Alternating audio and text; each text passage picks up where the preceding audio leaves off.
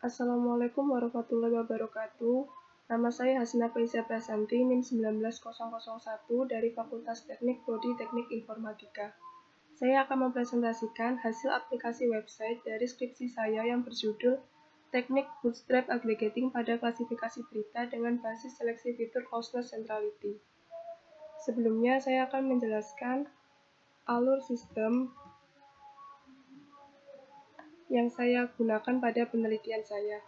Yang pertama, saya melakukan crawling berita dari portal berita online yaitu news.detik.com dan cnnindonesia.com, di mana saya mengambil 1000 data berita dengan pembagian 500 data berita politik dan 500 data berita non-politik. Kemudian saya melakukan text preprocessing, di mana di dalamnya terdiri dari cache holding, tokenizing, dan juga stop word removal. Setelah itu, saya melakukan summarization, di mana pada summarization, masing-masing kalimat dalam berita dihitung nilai TF-IDF-nya untuk digunakan dalam membentuk graf. Setelah graf dibentuk, kalimat dihitung nilai closeness centrality. Lalu dilakukan peringkasan, di mana hasil ringkasan akan dijadikan sebagai dataset baru. Selanjutnya, dataset baru dibagi menjadi 80% data latih dan 20% data uji, di mana data latih dilakukan bootstrap menggunakan model dasar naive Bayes untuk mendapatkan bootstrap sampel. Bootstrap sampel menghasilkan model naive Bayes dan model naive Bayes menghasilkan prediksi. Hasil prediksi dilakukan aggregating untuk digabungkan dan dihitung menggunakan suara terbanyak atau majority voting untuk mendapatkan hasil prediksi akhir. Di mana proses bootstrap aggregating seperti ini. Di sini terdiri dari 5 bootstrap sampel,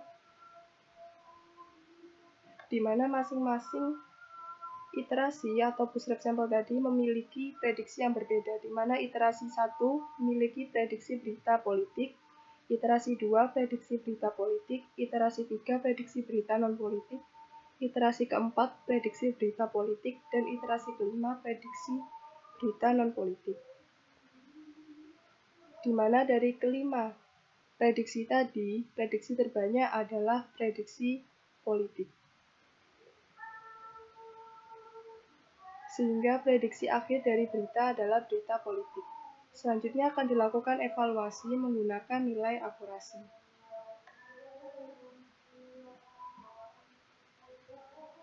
Untuk programnya, saya menggunakan library Sastrawi, kemudian Pandas, Beautiful Shop, Natural Language Toolkit, NetworkX, Scikit-learn, dan juga Pickle.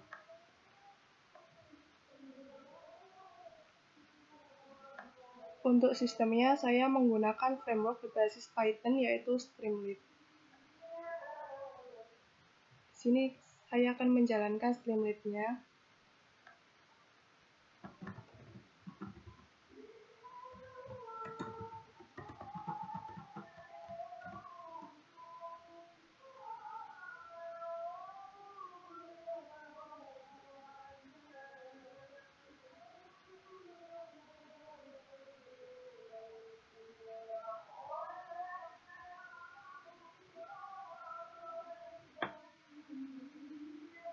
Pada aplikasi website terdiri dari inputan isi berita, kemudian ada button proses teks untuk melakukan proses. Saya akan memasukkan teks berita yang belum diketahui labelnya.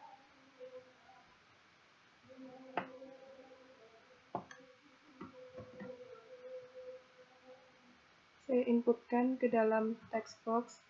Kemudian saya tekan button proses teks untuk melakukan proses, di mana hasilnya adalah ringkasan dari berita tersebut dan prediksi dari berita yang saya inputkan tadi, di mana prediksi beritanya adalah berita politik. Kemudian saya akan melakukan inputan kedua pada berita.